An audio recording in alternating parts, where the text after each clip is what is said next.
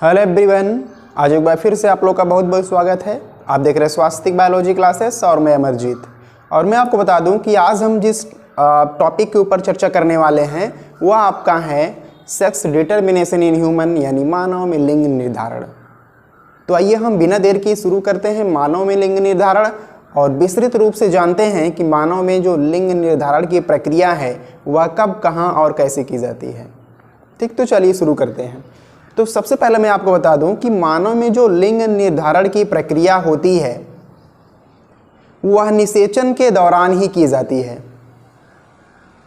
निषेचन क्या है आपको बताया गया है पिछले वीडियो में कि जब नर युग्मक तथा मादा युग्मक का आपस में संलयन होता है तो उसी प्रक्रिया को हम निषेचन कहते हैं। ठीक, क्योंकि आप पढ़ रहे हैं मानव में लिंग निर्धारण और आपको पता है कि मानव में सेक्सुअल रिप्रोडक्शन पाया जाता है और सेक्सुअल रिप्रोडक्शन में आपको पता है क्या क्या होता है कि एक नर और एक मादा सबसे पहले गैमेटोजेनेसिस करते हैं। फिर क्या होता है, गैमेट में फ्यूजन होता है। गैमेट में फ्यूजन होने के पश्चात जाइगोट का फॉर्मेशन होता है। जाइगोट के फॉर्मेशन होने के बाद जाइगोट में डेवलपमेंट होता है, जिसके पश्चात एम्ब्रियो का फॉर्मेशन होता है। एम्ब्रियोनिक डेवलपमेंट होता है।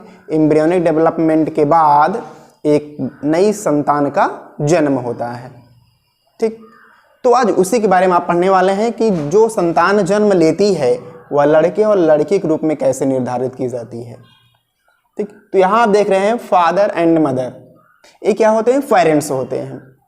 सबसे पहले जो पेरेंट्स हैं फादर एंड मदर, ये क्या करते हैं, गैमेटोजेनेसिस करते हैं, यानी गैमेट का फॉर्मेशन करते हैं। गैमेट का फॉर्मेशन कैसे किया जाता है आपको विस्तृत रूप से बताया गया है। तो यह हो गया आपका जो सेल्स होती हैं जिनसे गैमेटोजेनेसिस किया जाता है वह एक सेल्स है फादर में और एक सेल कहाँ है, मदर में। दोनों में सबसे पहले क्या होगा, गैमेटोजेनेसिस होगा। आप जानते हैं कि हम नर को XY से रिप्रेजेंट करते हैं और मादा को हम XX से रिप्रेजेंट करते हैं। यह जो है गुणसूत्र होते हैं जिनको हम XY और XX से रिप्रेजेंट करते हैं। अब क्या होगा, इनमें गैमेटोजेनेसिस होगा। गैमेटोजेनेसिस होगा तो गैमेट्स बनेंगे, एक X के और एक Y के। इसी तरह से इसमें भी गैमेटोजेनेसिस होगा तो एक X के और दूसरा भी X का ही गैमेट्स बनेंगे। फिर क्या होगा, गैमेट्स आपस में फ्यूजन करके संतानों का निर्माण करेंगे। तो इस प्रक्रिया को पढ़ने से पहले कुछ चीजें जो आपको जाननी है ताकि यह जो ग्राफ बनाया गया है वह आपको विस्तृत रूप से समझ में आए, इसके लिए आइए हम थोड़ा सा जान लेते हैं गुणसूत्रों के बारे में। कि आप जानते हैं कि मानव में 46 गुणसूत्र पाए जाते हैं।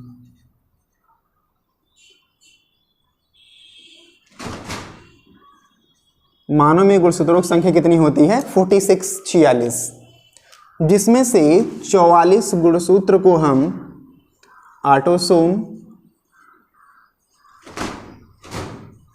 ऑटोसोम्स के नाम से जानते हैं और जो 2 गुणसूत्र होते हैं इनको हम सेक्स क्रोमोसोम के नाम से जानते हैं। ठीक, तो मानव में टोटल गुणसूत्र कितने होते हैं, 46 होते हैं। 46 में 44 क्या होते हैं, ऑटोसोम्स होते हैं और 2 क्या होते हैं, सेक्स क्रोमोसोम्स होते हैं। तो यही जो 2 सेक्स क्रोमोसोम लास्ट वाले होते हैं यानी 45 और 46 वाले, ये क्या होते हैं, संरचना में एक दूसरे से भिन्न होते हैं। इनका कार्य भी एक दूसरे से भिन्न होता है। 44 जो गुणसूत्र हैं इसको हम ऑटोसोम्स बोलते हैं और इसको हम ऑटोसोम्स इसलिए बोलते हैं क्योंकि इनकी संरचना एवं कार्य की बिल्कुल एक दूसरे के समान होती है। लेकिन जो 2 गुणसूत्र 45 और 46 वाले होते हैं यह एक दूसरे से भिन्न होते हैं और भिन्न होने के कारण यही क्या करते हैं, मानव में लिंगों का निर्धारण करते हैं। इसलिए इसको हम लिंग क्रोमोसोम्स के नाम से जानते हैं, लिंग गुणसूत्र के नाम से जानते हैं। क्लियर। अब क्या होगा, इसको आप ऐसे रिप्रेजेंट कर सकते हैं जैसा अगर हमको मेल में दिखाना है और यहाँ फीमेल में दिखाना है। ठीक, तो यहाँ आपको करना क्या होगा, मेल में कितने गुणसूत्र होंगे, टोटल 46, जिसमें से 44 क्या होंगे, ऑटोसोम्स होंगे और 2 क्या होंगे, लिंग गुणसूत्र होंगे। और लिंग गुणसूत्र को हम XX और XY से रिप्रेजेंट करते हैं। तो नर में हम कैसे रिप्रेजेंट करते हैं, XY से। तो यह हो गया मेल में 46 गुणसूत्र, यानी 44 इधर है, 45 और 46। ठीक, तो इस तरह से फीमेल में भी होते हैं 44 प्लस XX, यानी 44, 45 और 46। ठीक, तो यह तो हो गई मेल में गुणसूत्रों की संख्या और यह हो गई फीमेल में गुणसूत्रों की संख्या। ठीक, अब क्या होता है, इनमें गैमेटोजेनेसिस होता है, यानी मियोसिस सेल डिवीजन होगा। अब मियोसिस सेल डिवीजन के बाद क्या होगा, ये देखते हैं। जब इसमें गैमेटोजेनेसिस होगा तो सबसे पहले ऑटोसोम्स में होगा, फिर क्या होगा, सेक्स क्रोमोसोम्स में होगा। जब ऑटोसोम्स में होगा तो यह 22-22 में कन्वर्ट हो जाएगा। 44 को आधा करेंगे तो कितना हो जाएगा, 22-22, क्योंकि मियोसिस में क्या होता है, एक कोशिका 2 कोशिकाओं में विभाजित हो जाती है और गुणसूत्रों की संख्या आधी हो जाती है। तो सबसे पहले ऑटोसोम्स डिवाइड्स होंगे तो 22-22 हो गया। फिर क्या होगा, सेक्स क्रोमोसोम्स होगा, सेक्स क्रोमोसोम भी डिवाइड्स हो गया, तो एक X में डिवाइड्स हो गया और एक Y में डिवाइड्स हो गया। तो एक में क्या होगा, X वाला चला आएगा और दूसरे में क्या होगा, Y वाला चला जाएगा। तो यह दोनों क्या बन गए, गैमेट्स बन गए। और अब जानते हैं कि नर में हम गैमेट्स को क्या कहते हैं, शुक्राणु बोलते हैं। ठीक, स्पर्म बोलते हैं। तो इस तरह से नर में जिस गैमेट्स का फॉर्मेशन होता है वे 2 प्रकार के होते हैं। एक 22 प्लस X का होता है, दूसरा 22 प्लस Y का होता है। इसलिए नर को हम क्या कहते हैं, हेट्रोगैमी कहते हैं, क्योंकि इसमें जो गैमेट्स बनते हैं वह 2 प्रकार के होते हैं और दोनों दूसरे से भिन्न होते हैं। एक 22 प्लस X का और दूसरा 22 प्लस Y का। ठीक, तो अब क्या हो गया, नर में गैमेट्स बन गए, 2 गैमेट्स बने, 22 प्लस X और 22 प्लस Y। इतना ध्यान दीजिए। आगे बढ़ते हैं। अब यहाँ क्या होगा, इसमें भी मियोसिस सेल डिवीजन होगा, यानी गैमेटोजेनेसिस होगा। गैमेटोजेनेसिस में क्या होगा, सबसे पहले ऑटोसोम्स डिवाइड होंगे, फिर सेक्स क्रोमोसोम्स। ऑटोसोम डिवाइड्स होंगे, जिसमें भी क्या होगा, 22-22 बढ़ जाएगा। अब क्या होगा, लिंग क्रोमोसोम्स डिवाइड्स होंगे।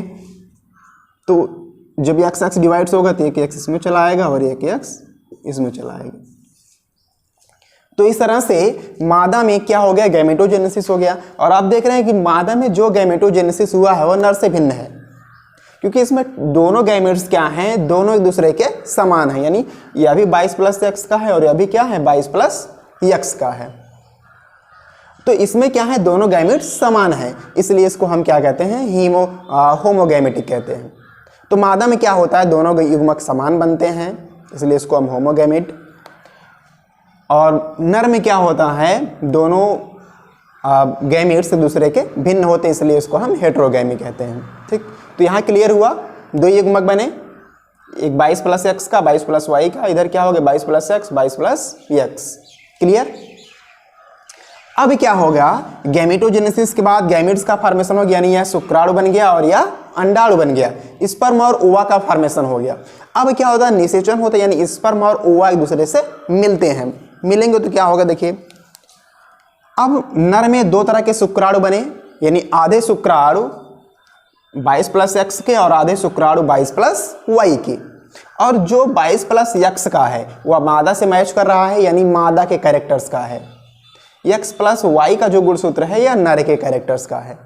ठीक, तो इस तरह से पुरुषों में जो स्पर्म बनते हैं वे 2 प्रकार के होते हैं, एक नर स्पर्म होते हैं और एक मादा स्पर्म होते हैं। क्लियर।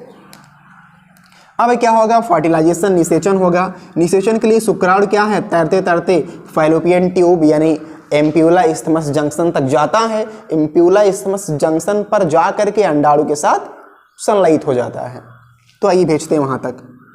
सबसे पहले जो शुक्राणु है वह जा रहा है 22 प्लस X वाला, यानी इस बार निषेचन कौन करेगा, 22 प्लस X वाला शुक्राणु। किससे करेगा, 22 प्लस X वाले अंडाणु से करेगा। जब 22 प्लस X वाले अंडाणु से जा करके निषेचन करें, क्योंकि दोनों बिल्कुल समान है, दोनों में चाहे जिससे भी निषेचन होगा तो हमेशा क्या होगा, 22 इसका 22 इसका, 44 प्लस X इसका और X इसका, तो बन गया क्या 44 प्लस XX। यानी यदि क्या होगा, नर का 22 प्लस X वाला शुक्राणु जा करके मादा के 22 प्लस यक्स वाले अंडाणु से निषेचन करता है तो उस क्रिया के पश्चात फीमेल का जन्म होता है। यानी इस कंडीशन में क्या होगा, लड़की पैदा होगी। ठीक, अब देखते हैं अगर इस 22 प्लस यक्स वाला शुक्राणु, दूसरी बार भी क्या हो रहा है, मानव का नर का 22 प्लस यक्स वाला शुक्राणु जा रहा है निषेचन के लिए, और इधर से कौन आ रहा है, मादा का दूसरा युग्मक 22 प्लस यक्स वाला। तो इस बार भी क्या होगा, 22 इसका बराबर कितना, 44 प्लस यक्स इसका और यक्स इसका, तो बन गया क्या 44 प्लस यक्स। यानी इस बार भी किसका जन्म होगा, फीमेल का जन्म होगा, क्योंकि 44 प्लस एक्स बराबर क्या होता है, फीमेल होते हैं। आप देख रहे हैं 44 प्लस एक्स, और यहां आप क्या देख रहे हैं 44 प्लस एक्स वाई। यानी जब भी 44 प्लस एक्स वाई बनेगा तो मेल, और जब 44 प्लस एक्स बनेगा तो फीमेल। तो दोनों कंडीशन में क्या हो रहा है, फीमेल का जन्म हो रहा है। क्लियर हो रहा है इतना? आगे देखिए, अब आप क्या जान गए कि अगर नर का 22 प्लस एक्स वाला शुक्राणु मादा के किसी भी अंडाणु से क्रिया करेगा तो हर हालत में लड़की का ही जन्म होगा। क्लियर हो गया? आगे देखिए, अब दूसरी बार क्या करेगा, 22 प्लस एक्स वाला अगर शुक्राणु गया तब क्या होगा, तो चलिए भेज के देखते हैं। इस बार हमने भेजा है किसको, 22 प्लस वाई वाले शुक्राणु को, किसके पास, 22 प्लस एक्स वाले अंडाणु के पास। तब क्या होगा, 22 इसका बराबर कितना हो गया, 44 प्लस इसका एक्स और इसका वाई बराबर क्या हो गया, एक्स वाई। हुआ कि नहीं हुआ? यह से आप देख सकते हैं 22 प्लस वाई वाला शुक्राणु जा रहा है और किससे क्रिया कर रहा है, 22 प्लस एक्स वाले अंडाणु से क्रिया कर रहा है। तो इस कंडीशन में जो जाइगोट बनेगा वह क्या बनेगा, 44 प्लस एक्स वाई का बनेगा। और आप जानते हैं कि जब जाइगोट 44 प्लस एक्स वाई का बनता है तो उस कंडीशन में मेल का जन्म होता है। यानी इस बार कौन उत्पन्न होगा, लड़का उत्पन्न होगा, मेल का जन्म होगा। ठीक, अब देखिए दूसरी बार अगर यह 22 प्लस एक्स वाला शुक्राणु जा करके मादा के दूसरे अंडाणु से क्रिया कर लेता है तो इस कंडीशन में भी क्या होगा, इसका 22 बराबर हो गया 44 प्लस इसका वाई इसका भी एक्स बराबर क्या हो गया, ये एक्स वाई। यानी इस बार भी क्या हुआ, 44 प्लस एक्स वाई युग्मक का निर्माण हुआ। और जो 44 प्लस एक्स वाई युग्मनस बना है, जाइगोट बना है, इसको फिर आप क्या कहेंगे, मेल कहेंगे, क्योंकि इससे क्या होगा, लड़के का जन्म होगा। तो इस तरह से मानव में लिंगों का निर्धारण किया जाता है और डिपेंड करता है कि मनुष्य का कौन सा शुक्राणु जा करके मादा के अंडाणु से क्रिया कर रहा है। यानी अगर 22 प्लस एक्स वाला शुक्राणु जाएगा तो हर हालत में लड़की उत्पन्न होगी, और अगर 22 प्लस वाई वाला शुक्राणु जाएगा तो लड़का उत्पन्न होगा। तो वही प्रोसेस हमने ठीक यहाँ दिखाया है, सिर्फ लिंग गुणसूत्रों के मध्य। वहाँ आप टोटल गुणसूत्रों के मध्य से जानते हैं, क्योंकि जो 44 गुणसूत्र होते हैं यह दैहिक गुणसूत्र होते हैं, शरीर की संरचना एवं अन्य क्रियाओं का निर्माण करते हैं, जबकि 2 गुणसूत्र 45 और 46 वाले मानव में लिंगों का निर्धारण करते हैं। इसलिए यहाँ केवल लिंग गुणसूत्र लिखा गया, एक्स वाई और एक्स एक्स को। ठीक, इसमें भी आप देख सकते हैं जब गैमेटोजेनेसिस होगा तो गैमेट्स क्या बनेंगे, एक एक्स का बन जाएगा और एक वाई का बन जाएगा, क्योंकि मियोसिस सेल डिवीजन होगा तो आधे आधे बढ़ जाएंगे। इधर भी क्या होगा, मियोसिस सेल डिवीजन होगा तो जो सेल्स हैं वो आधे आधे बढ़ जाएंगी, यानी एक एक्स का गैमेट्स बन जाएगा और एक दूसरा भी एक्स का गैमेट्स बन जाएगा। ठीक, अब गैमेटोजेनेसिस होने के बाद क्या होता है, फर्टिलाइजेशन होता है। फर्टिलाइजेशन होने में क्या होता है, शुक्राणु और अंडाणु दूसरे के पास जाते हैं और फ्यूजन करके जाइगोट्स का निर्माण करते हैं। तो अगर इधर से एक्स वाला शुक्राणु जाएगा और इधर के एक्स वाले अंडाणु से क्रिया करेगा तो एक्स एक्स का निर्माण यानी फीमेल का जन्म होगा। और यदि यही X वाला शुक्राणु जा करके मादा के दूसरे X वाले अंडाणु से क्रिया कर ले रहा है तब भी XX का निर्माण होगा, यानी फीमेल का जन्म होगा। और दूसरी बार अगर Y वाला गुणसूत्र Y वाला शुक्राणु चला गया, अगर Y वाला शुक्राणु जा करके मादा के X वाले अंडाणु से क्रिया कर लेता है तो जाइगोट XY का बन जाता है, और जब जाइगोट XY का बनता है तो उस कंडीशन में मेल का जन्म होता है।